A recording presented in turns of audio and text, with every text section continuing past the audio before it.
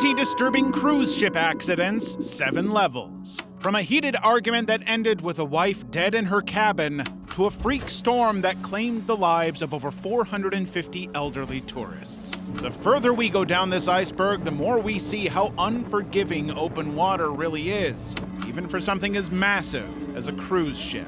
Let's start at the tip of the iceberg. Level 1. Carnival Triumph Poop Cruise. As humorous as the name Poop Cruise sounds, what happened on the Carnival Triumph cruise ship in February 2013 was anything but. The ship set sail on a 4-day cruise from Galveston, Texas, with more than 4,000 people on board. Things were going dandy for the most part until the engine room of the cruise had a fire break out on the 3rd day.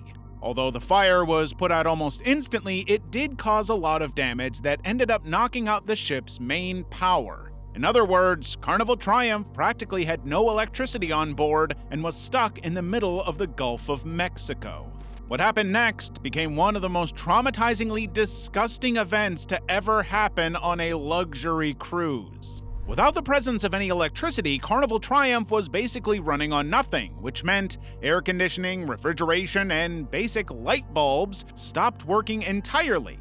Additionally, the worst part out of everything was the fact that the onboard sewage system failed because the toilets stopped flushing. Soon after, the raw sewage began backing up onto the hallways and cabins. This basically contaminated the very living conditions of the ship and forced the passengers to set up camp on the open decks. According to later accounts of the passengers, the conditions on the ship were so bad that it was like lasagna of layered excrement and toilet paper.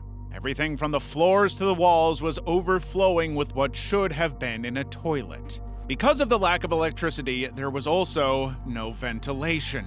Humidity and the sheer smell was extremely overpowering, and food was also becoming a problem. Most people resorted to eating cold sandwiches and soggy ham. Everyone was understandably frustrated, which ended up causing fairly brutal brawls between the passengers. Finally, after 5 days of literal hell, tugboats arrived to carry the ship to safety.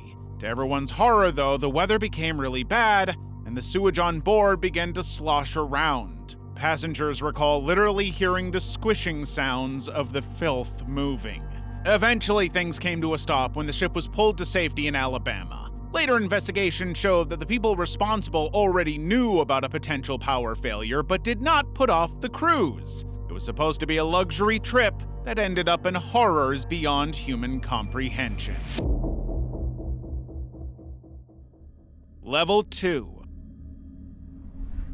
Jessie Harper Mosey, SS-C&B. Jessie Harper Mosey, or Mrs. Benjamin Mosey, was a retired teacher in her 50s who boarded the SS-C&B on Lake Erie in late July 1940. She had brought along a significant amount of cash and several diamond rings. A maid from the ship's crew was assigned to attend to her personally throughout her trip. That very maid ended up being the last person to ever see Mrs. Benjamin Mosey. When the ship docked in Cleveland after a few days, Jessie was no longer on board. She had quite literally disappeared into thin air along with her wads of cash and rings. Surprisingly, the most suspicious part of the entire case was the fact that despite having a missing passenger, no crewmate raised any alarms. Her absence literally went unnoticed for about 2 weeks. Sadly, despite wanting to have some hope, Jessie's body later washed on the shore of Geneva on the Lake. But unlike the usual case of someone accidentally falling out, this case was different. That's because when Jessie's body was later found washed ashore at Geneva on the Lake, it had bruises so bad that she was basically unrecognizable. It showed very clear signs of struggle, and there was no doubt that there was some foul play involved. Additionally, what really got the investigators' gears going was the fact that her hands were stained with grease. It led them to believe that she had been in restricted crew areas before her death. In the time it took for the authorities to identify her body, Jessie's belongings were long gone. The maid who had been assisting her had also vanished and was never found. Naturally, all questions and all hands pointed toward the maid who became the prime suspect of Jessie's death. Sadly, she was never found and no arrests were ever made. The saddest part is that Jessie's body was buried in an unmarked grave when it was found, since no one could recognize her. And although investigators tried to solve the cause of her death, the case eventually went cold due to the lack of, well, almost all evidence. The SS-C&B, on the other hand, continued operating for several more years before being decommissioned.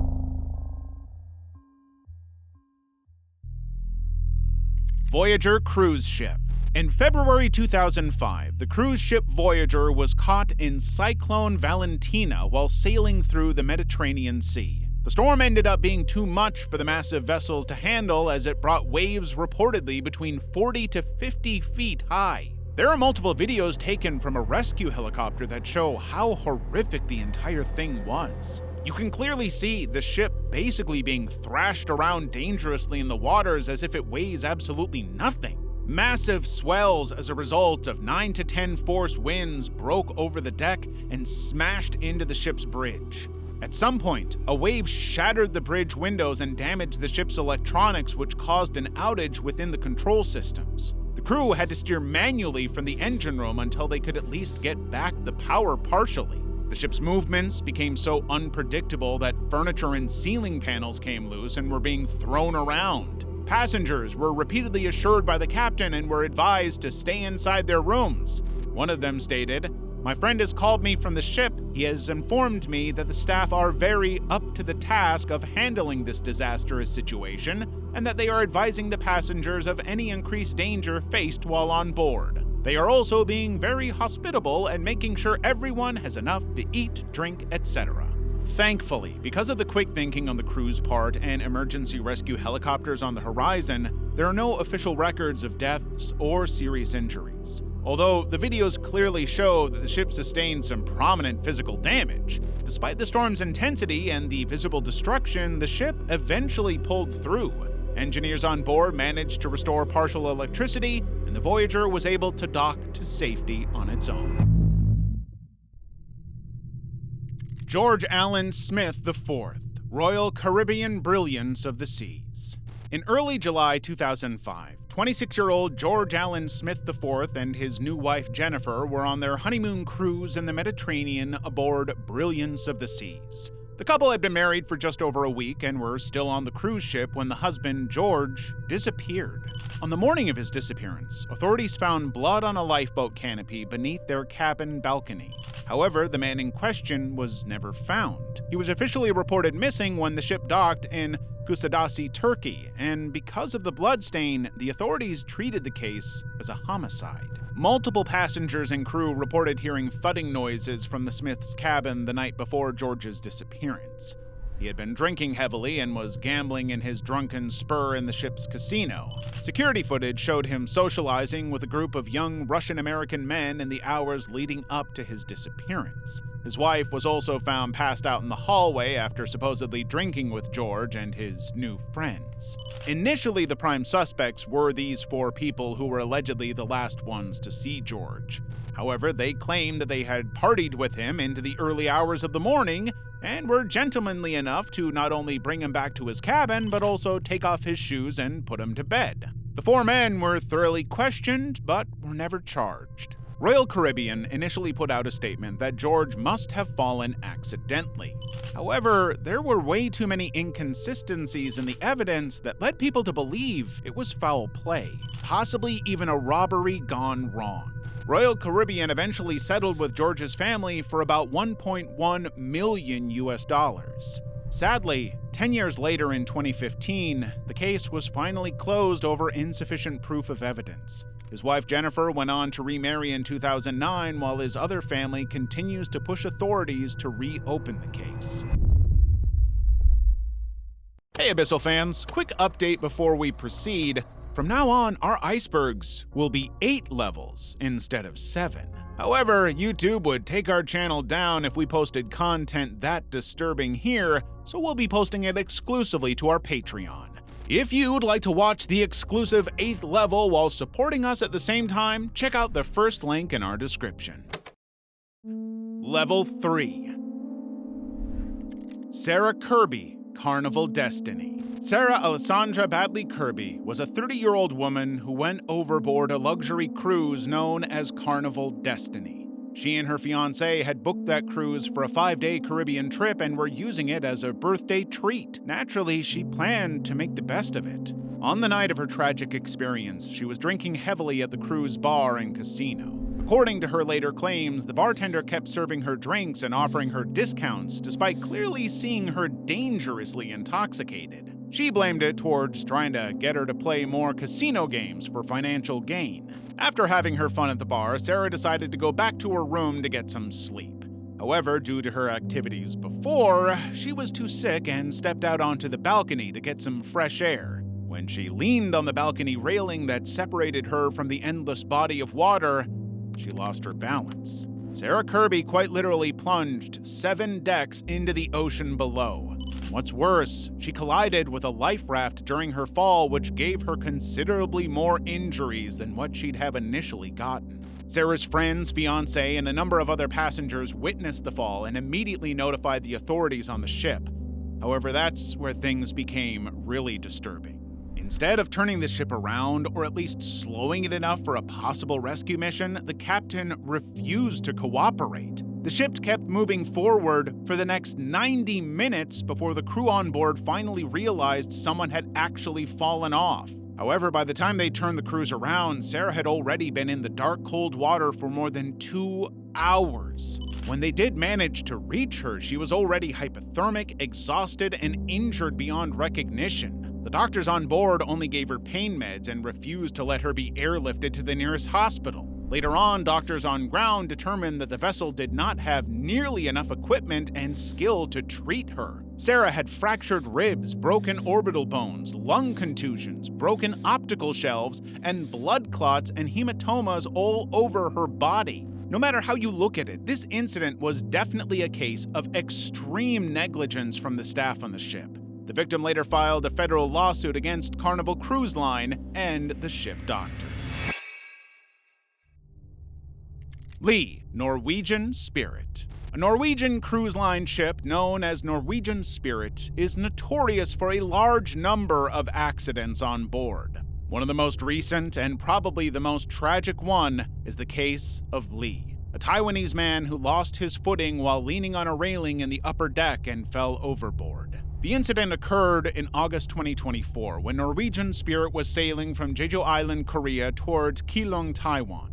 It was supposed to be a 6-day luxury cruise that touched on a lot of places including Japan, Korea, and Taiwan.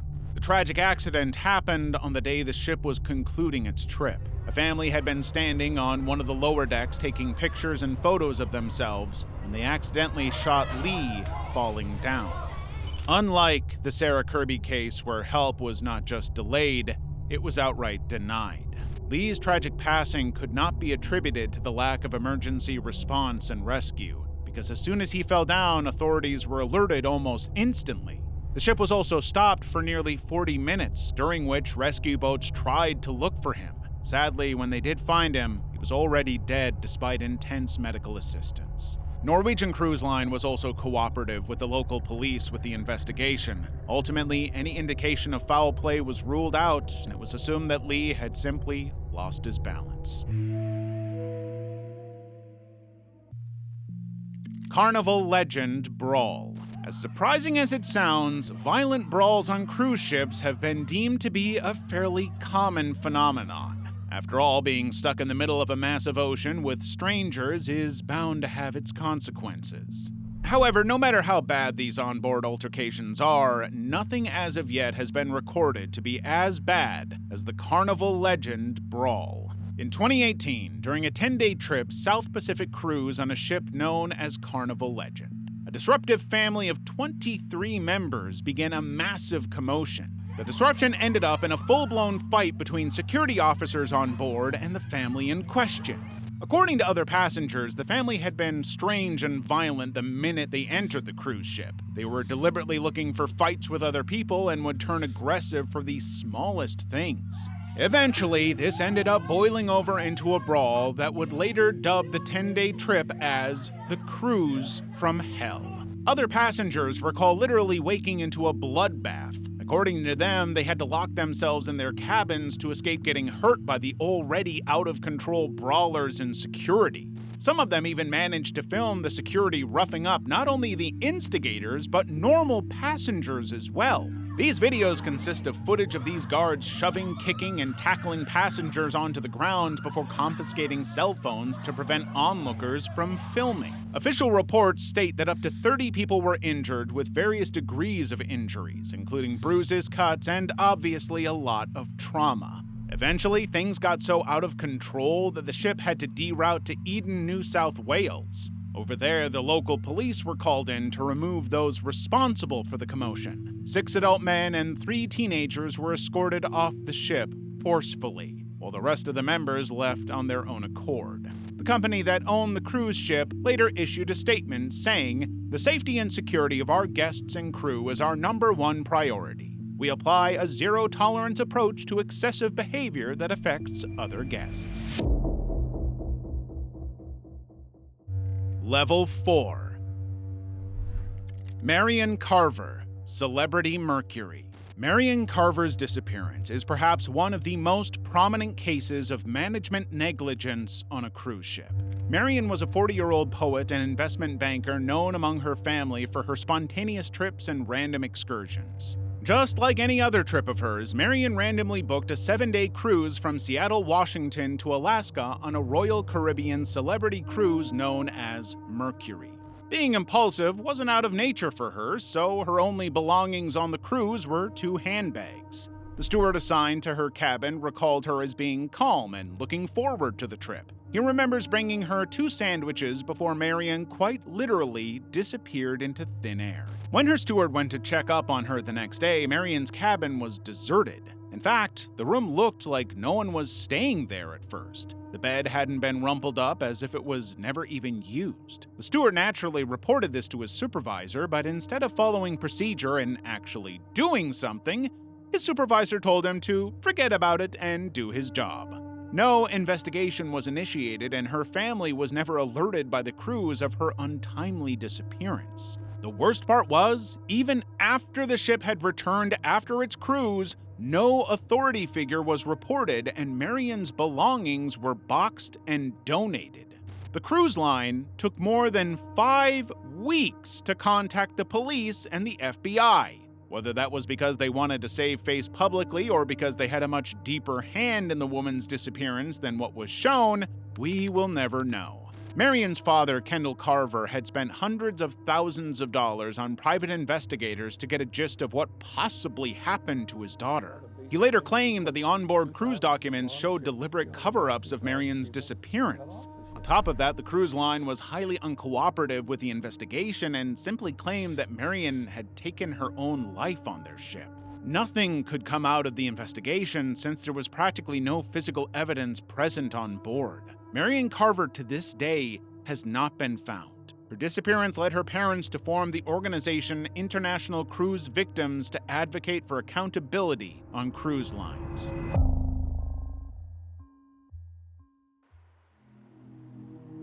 Cameron Robbins, Blackbeard's Revenge. Cameron Robbins was an 18-year-old recent high school graduate from Louisiana who went on a pirate-themed cruise known as Blackbeard's Revenge. On May 24, 2023, during a party on deck, Cameron went missing after jumping off near Atoll Island in the Bahamas. According to Cameron's friends, he'd only done so after he had accepted a dare from other students. However, despite being told to stop and even physically held back, Cameron still jumped into the pitch-black waters and was allegedly filmed doing so. Video footage that surfaced online later showed the most disturbing set of events to ever be captured. Cameron is trying to stay afloat in the deep, dark waters, but can be seen being thrown around. While most of this is just speculation, most people believe he was being actively attacked by multiple sharks at the bottom. Some people say that the video was edited, while others wholly believe Cameron became a victim of bloodthirsty sharks. After all, the area he had jumped into was notorious for being infested with them. Things became particularly worse when authorities realized he had jumped without a life vest and was most likely intoxicated.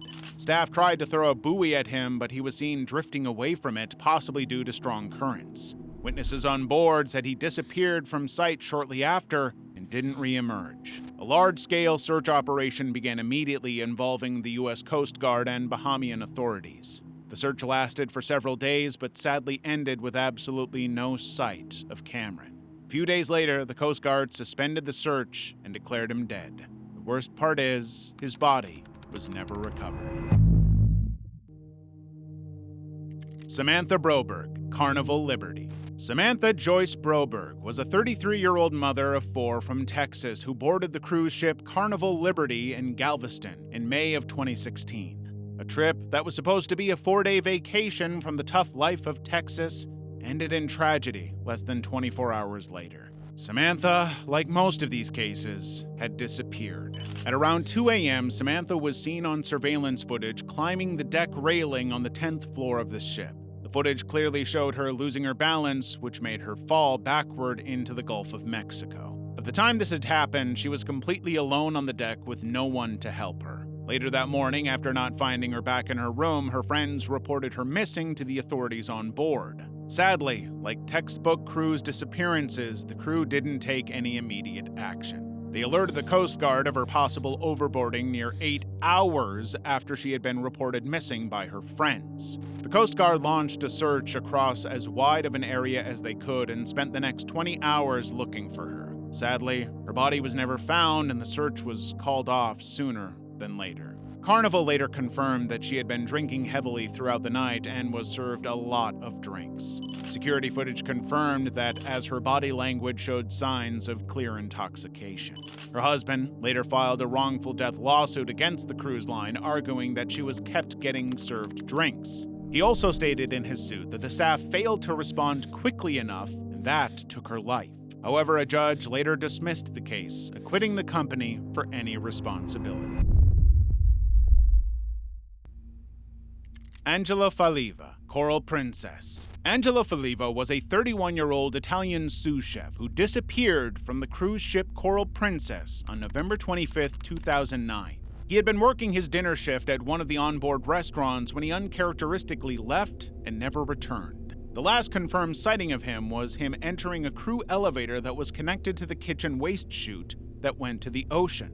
Sadly, that was the last time he was seen ever. According to his sources, his disappearance was reported fairly early on, but the authorities only began investigating 10 days after his disappearance. And that too was done completely casually, with them only questioning one worker of Angelo's onboard restaurant. The worker raised some genuinely useful questions as to why Angelo was not caught on any of the security cameras. She was also suspicious of the fact that if he had actually disappeared in the later hours of the morning like it was believed, why is it that no one noticed him jumping into the water, or at least a splash? According to her, most people, passengers, and crew were out and about during that time. Authorities later informed Angela's sister, Chiara, that a life ring was missing from one of the decks. Additionally, emergency flares nearby had been pulled out and left behind. Sadly, this led the investigators to another dead end. As of now, Angelo Faliva remains missing, despite his family's incessant attempts at getting the investigation resumed. Level 5. Yang Wenjuan, MV Macau Success. Despite not getting a lot of coverage, the crime on a cruise ship known as Macau Success is possibly one of the most disturbing and bizarre cases on this list. A Chinese couple that had boarded the ship were caught fighting with each other by a bunch of other passengers. The first witness to the exchange claimed he saw the husband, Wang Weili, force his wife's head against the railing. The witnesses immediately rushed to report what they saw to the authorities, but came back to the husband standing on the deck alone with blood splatters all around him. Wang was immediately taken into custody and questioned. He claimed that the blood came from him trying to stop his wife from jumping off deck. He ended up hurting her during their struggle and as a result got blood over himself and the deck. He proceeded to tell the officers that his wife went unconscious during their grapple, so he had no other choice but to honor her wishes. The wish being she had always wanted to be buried at sea. As a result, he threw her overboard. The sheer lack of empathy and downright disrespectful story he concocted up was enough for police to know Wang was lying. Later on, when the wife's body was found, she was covered with bruises that could have only been a result of violent domestic abuse. She had a broken arm and multiple abrasions and other wounds that she got before being thrown overboard. The pathologist later concluded that she died of drowning after sustaining significant but otherwise non-fatal injuries. Sadly, not much is known about the case beyond this. It is said that Wang was eventually convicted on criminal charges. Amy Lynn Bradley, Rhapsody of the Seas. Most cruise ship disappearances end with either an inconclusive closed case or an eventual body that closes the case regardless. Amy Lynn Bradley's situation ended up being completely different. She was a 23-year-old from Virginia who disappeared during a Royal Caribbean cruise on the Rhapsody of the Seas in March 1998. Her father had won an all-cost covered family trip from his company and had taken the entire family to celebrate it. However, what felt like a great time ended up in a tragedy that still haunts Amy's family to this day. She was last seen around 5:30 a.m. on March 24th, sleeping on a cabin chair. Her father had woken up around that time and saw her passed out. However, just half an hour later, her father woke up once again to see her gone. Her shoes, lighter, and cigarettes were still in the room, and there was no sign that she had taken anything with her. Naturally, the family rushed to report this to the onboard crew, but were not met with instant cooperation. The ship was scheduled to dock in Krakow shortly after, which could have been a perfect opportunity to conduct a search, or at least announce Amy's disappearance. But despite her family's immediate pleas to not let the passengers disembark, the cruise line allowed everyone to go. Proper search and rescue for her began only after most people had already left the ship, which is not an ideal situation at all. Like most cruises, this one also had an onboard band. Amy and her brother Brad were actually drinking with one of the bandmates the night of her disappearance. Her brother later claimed that the man suspiciously came to him for condolences way before Amy's disappearance had even been announced. Police eventually ended up taking the man into custody but released him when his polygraph test came out okay. Sadly, that was the last major lead for her case. After that, it went completely cold with no other evidence. Although it should be noted that the case was never fully closed, and the FBI is still offering rewards for any tip or information. Over the following years, there have been multiple alleged sightings of Amy. One Canadian tourist claimed to have seen a woman matching Amy's description and tattoos in a Krakow restroom. The tourist further claimed that she was being held against her will by two minders. Another report came from a U.S. Navy officer who claimed to have seen her in a Caribbean brothel where she begged him for help before being violently taken away by unidentified men. Most theories revolving around her disappearance hint towards her being trafficked by a group with deep ties. Her family believes this as well. As of now, nothing is known about the whereabouts of Amy Lynn Bradley. Miki Kanazaki, Island Escape. Miki Kanazaki was a 52-year-old paralegal from California who had boarded the island in May 2006. Miki was taking the trip with her ex-husband, Lonnie Concantes, who she was also living with at the time. According to their friends, they were taking the trip under the guise of trying to fix their relationship. They'd been trying to do so for some time, and this cruise was the first step.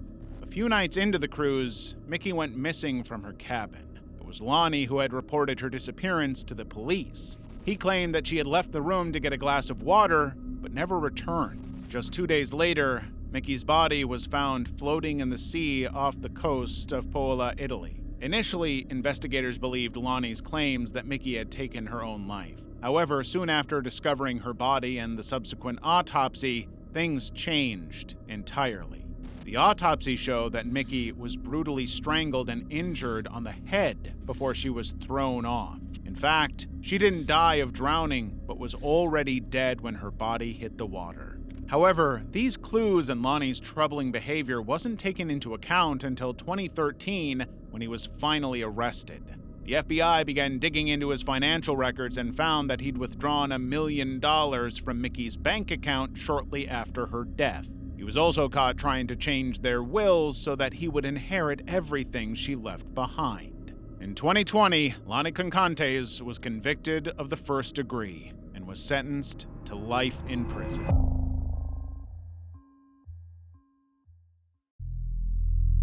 Rebecca Coriam, Disney Wonder. Rebecca Coriam was a 24-year-old crew member of the Disney Wonder cruise ship who was working as a youth activities counselor on the ship. In March 2011, she randomly disappeared on board and was never seen again. The last time she was ever seen was through CCTV footage that was recorded around 5:45 a.m. on the day of her disappearance. The video captured her in the crew area in a blue t-shirt and baggy pants, looking visibly upset while talking on the phone. Another male crew member saw her looking distressed and asked her if she was okay. She replied with something that looked like, "Yeah, fine," and walked off. That was the last confirmed sighting. Rebecca had her morning shift at 9 on the tragic day. When she failed to show up for work, the crew launched a comprehensive search, but to no avail. Later on, investigators came up with a theory that she might have been swept away by a rogue wave in the crew pool. However, some people later on noted that this was highly unlikely, since the crew pool had strong secured walls. The other plausible theory that was circulated around was that she might have fallen off while she was jogging. While this outcome was more believable than the previous one, some anonymous crew members did claim that Disney and the upper brass knew more about Rebecca's disappearance than they were leading on. Her family was flown into Disney Wonder later on to claim her belongings, but even with that, things weren't adding up. Her parents noticed that Rebecca's pair of flip-flops in her luggage weren't her size or style and were way too small for her. The officer who was given the case reportedly spent less than a day on board. Passengers and crew members were barely questioned, and barely any forensic work was done. It was also very odd that other than that one video of Rebecca on the phone, there was absolutely no other CCTV footage that could be recovered. It almost felt too deliberate. Sadly, we might never know the outcome of the case, since it was closed after virtually zero investigation. Rebecca's parents were never given any final report or investigation material. They're still waiting on some sort of update from Disney. Camila Peixoto Bandeira, MSc Música. Camila Peixoto Bandeira was a 28-year-old bartender working alongside her boyfriend as a crew member on the MSc Música.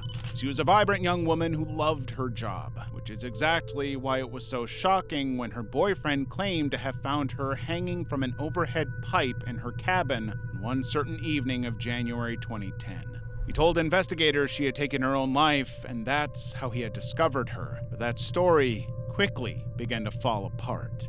Camila's body was found in a seated upright position and was not suspended. Additionally, there was no material in the cabin that she could have used to hang herself. The ship's captain and doctor were the first to raise doubts, which forced local authorities to launch a full investigation. It was later revealed that her actual cause of death was strangulation by hand and not by hanging. Suspicion immediately turned toward the boyfriend. Reports soon came out that the couple had a history of physical altercations, and Camila often had unexplained bruises on her body. Her death was eventually labeled as a homicide by strangulation, and her boyfriend was the lead suspect. This turned into him being marked as a fugitive after he failed to show up for his formal charges. But as of now, no trial or conviction is publicly confirmed.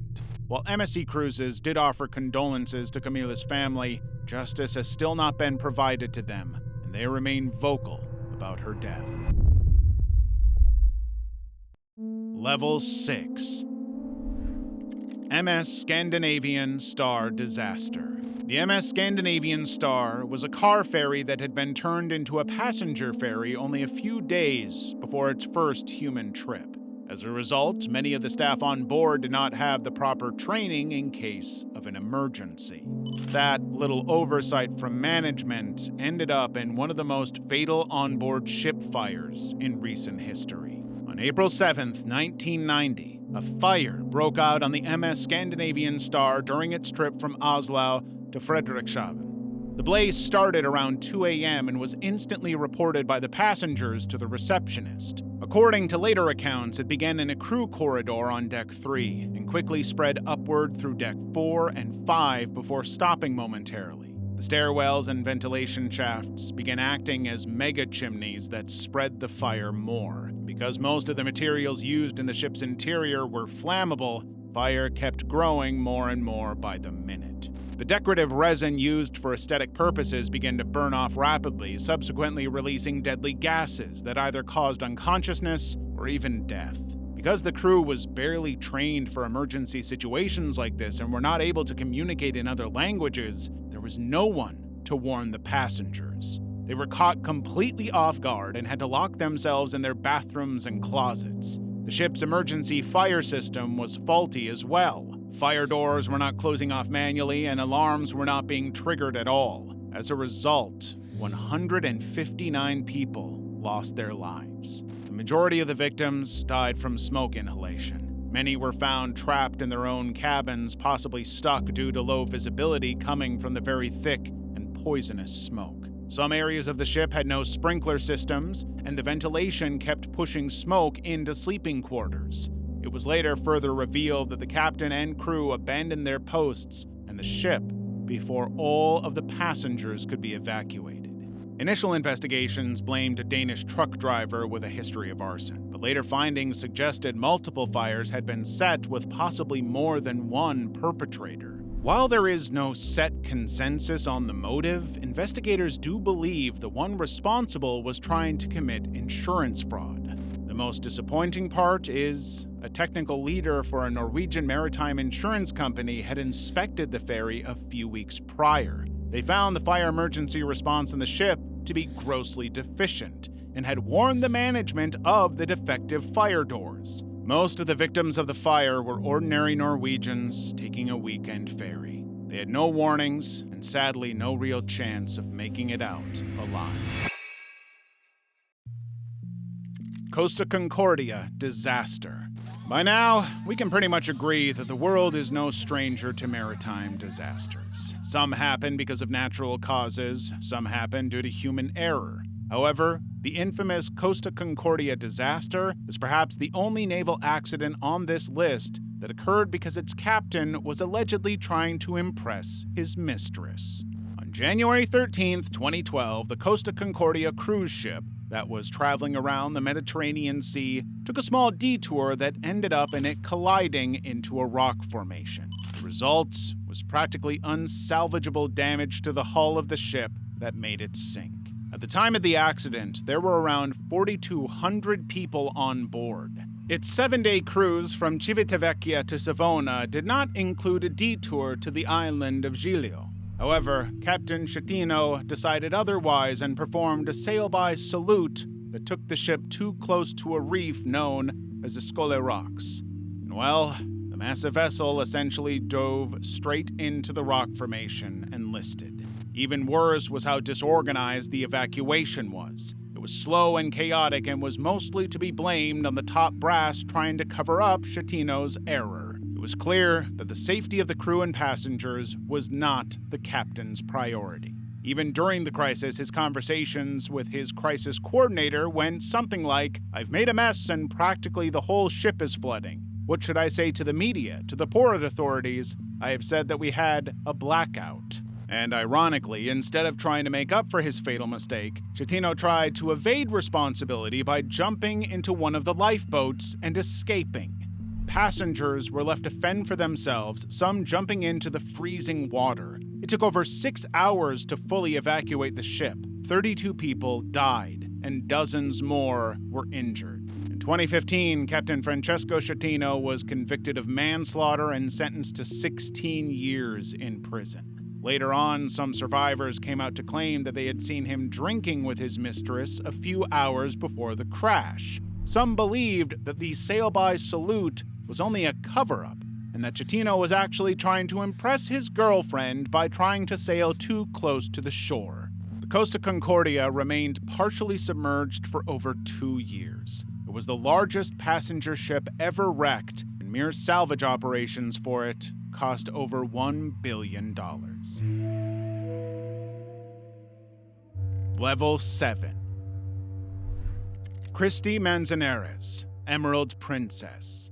In July 2017, Christy Manzanares was a 39-year-old real estate agent from Utah who was on a family cruise on a ship known as the Emerald Princess. She had boarded the ship with her husband, Kenneth Manzanares, their 3 daughters, and other relatives. It was supposed to be a fun family vacation to Alaska. However, things took a horrific turn when Christy and Kenneth had an argument in their cabin on the evening of July 25th. What followed was a series of absolutely shocking events that led to Christy's brutal demise. Kenneth had brutally beaten his wife to death after she allegedly asked him for a divorce. The attack was partially witnessed by their daughters, who recall their father straddling their mother and punching her repeatedly on the head. By the time security and crew had entered the room, Christy was already dead. There was blood on the walls and Kenneth was covered in it. He told security that she wouldn't stop laughing at him. He had reportedly tried dragging her body toward the balcony, but was stopped by another family member. The ship was locked down shortly after, and all the passengers were told to lock themselves inside their rooms while investigators secured the area. The Emerald Princess made an unscheduled stop in Juneau so the FBI could board and take over the case. Kenneth was arrested on the spot and later pleaded guilty to second degree. He was sentenced to 30 years in prison in 2021, but died in custody not long after. Eastern Star capsize.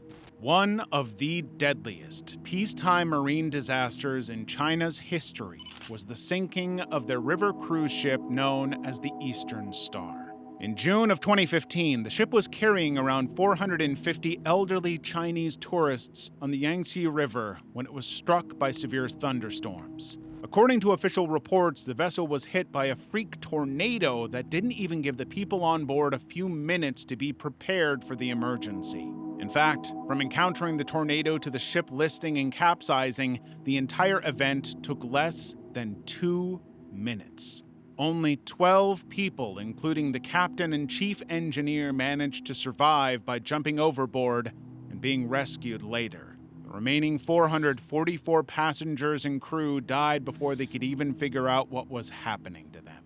The Chinese government launched a massive recovery effort, but the flow of public information was kept as under wraps as possible. The most public outcry the incident received was from family and friends of the victims who were deliberately not being told much about the incident. According to later reports, though, it was determined that while weather was a major factor in the tragedy, the captain and staff were also to be blamed due to their lack of preparedness for an emergency situation. The ship had already been flagged for safety violations back in 2013 by Nanjing Maritime Bureau, but was still being operated without a second thought. The disaster left behind so many mourning families who felt the government's response to a tragedy of this scale was cold and tightly controlled.